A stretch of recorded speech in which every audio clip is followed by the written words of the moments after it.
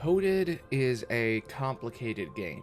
A game where a data version of Sora debugs a simulated world, connects with Data Riku, who is also Jiminy's journal, grows his own heart, and goes through therapy so he can be strong enough to absorb all the traumatic memories locked inside the real Sora's heart. It's an incredibly deep and pataphysical game that no one gives a shit about. It's always known as the Kingdom Hearts game you can skip, but it's one of the most interesting and emotional stories in Kingdom Hearts. Not only do we get to see Sora and Riku spend time together for almost the first time, but they both go through emotional and character growth together. Because they're separate people, because they're copies of Sora and Riku, they can actually grow, they can change, and they can finish their character arcs. Sora's unstoppable optimism meets Riku's unmoving pragmatism. We learn so much about datascapes and worlds between worlds. We hear whispers about a book of prophecies, long before it was explained and explored in Union Cross. It might just be the game that inspired the current story of modern Kingdom Hearts. It's a game that most people don't talk about, most people don't think about, and you can't even play unless you emulate it or you own a Game Boy. It literally costs hundreds of dollars to play this game. So yeah, a lot of people skip it, rightfully so. And the remade cutscenes are good enough for most of us, but Coden often gets forgotten by Kingdom Hearts fans. There are many reasons a lot of people never finish it, but I think the main one is that the entire game could have been an email.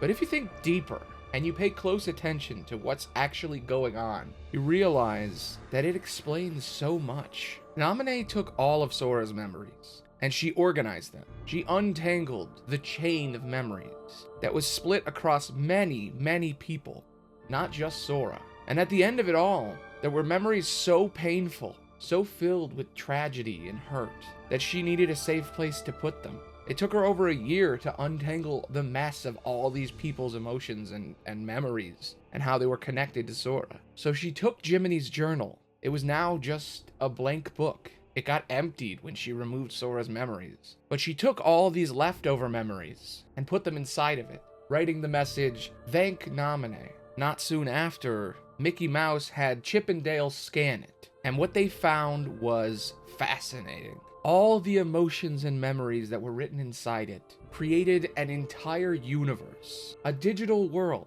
just like Twilight Town and just like Daybreak Town. But it was even bigger. Multiple worlds. Every moment from Kingdom Hearts 1 recreated. Even the moments that Jiminy didn't see. Moments that were never recorded by the journal. But something was wrong. All that trauma, that darkness, that pain that Naminé hid in the book was corrupting it, filling it with bugs. The minds of long dead souls trapped in an endless purgatory. But only one person could stop it. Mickey modified a data version of Sora. He gave him a fake Keyblade so he could fix things. And after a long adventure with many, many fun little stories that you can really only experience if you play the actual game, his Keyblade was destroyed. He was powerless. But because of the friendships he made and the emotions he felt, he grew a real heart. Hearts are too complicated to be digitized, but he became real. Sentient enough to create a real Keyblade. And with that blade, he entered Data Riku's body. And what he found was shocking. There were even more worlds inside of him.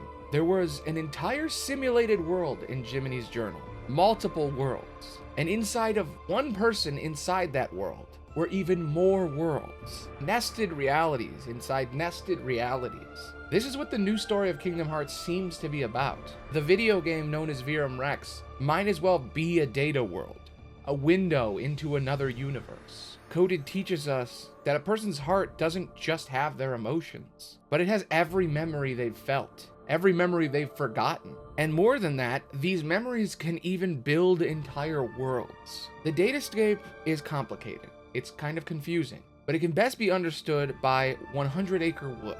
100 Acre Wood is a book, a fictional universe, but the imagination inside the book makes the entire world real, with real people who have real memories, real thoughts, and real emotions. And based on the way Kingdom Hearts 3 showed us Virum Rex, it appears that every single story in the Kingdom Hearts universe is alive, or at least many of the stories. every single memory is its own world. When we fight in Scala ad Caelum, it isn't real. It's a dream. It's just what's left of Xehanort's memory of it. It's an entire world, a world so complicated and realistic, maybe the most realistic and complicated world we've ever seen, but it's inside his heart, just like Data Riku, and just like the 100-Acre Wood. With Sora being deleted from existence, he is now somewhere else, the other side of reality, a sort of unreality. This is a cool concept known as pataphysics, the idea that stories are real. Now, this isn't a provable fact, but it's a fascinating new way to tell stories. Kingdom Hearts saw all the multiverse shit going on in media and was like, hold my sea salt ice cream. We're going Omniverse. We're getting pataphysical. It's a fascinating idea, and I'm excited to find out where it goes. I know it's going to confuse a lot of people, but Kingdom Hearts doesn't care about that. Coded is where all that came from. It's a story about pain and how we deal with it, where Data Sora learns about all this hurt and loss and decides to keep it and not let it go, to learn just how many people are in pain, how many tortured souls are trapped inside Sora and Riku's bodies, all so he can find a way to save them. And after they learn the truth, Mickey writes a letter to Sora, the same letter that was teased at the end of Kingdom Hearts 2. The letter is a summons for Sora and Riku to take the Mark of Mastery exam. And now that Mickey knows about all the missing people, he can finally put together a team of 7 lights to hunt down and defeat Xehanort once and for all. All of that is because of one little fictional Sora. He accepted his pain and took on the pain of others. He sacrificed himself, and he found the truth. He lost everything. His memory, his identity, his very existential existence, just for a chance to learn the truth. And he passed the test. With no memory at all, he still passed the test. He is alive, and I hope his story isn't over. We don't know where Kingdom Hearts is going, but after watching Coded for 3 hours on stream, I am more excited than ever for the future of Kingdom Hearts, no matter how long it takes to get here. Anyway, I'm Aloney the Bard, and that's what I learned about that. Thanks for listening. Bye.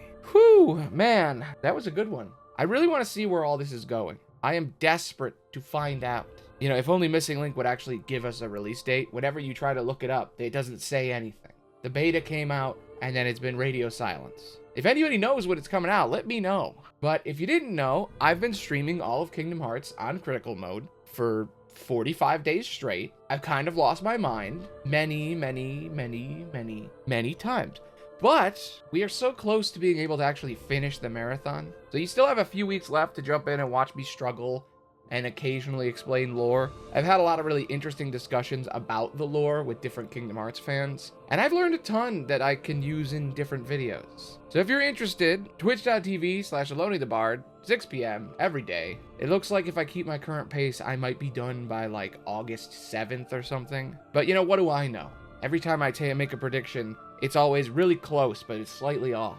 If you liked this video, check out this one from last year about Datascapes, or this one about Maleficent. Coded is a fascinating story, and it is way underappreciated. You can also check out my stream where I watched the 3-hour Recoded movie. I think it's very underappreciated. Anyway, thanks for listening.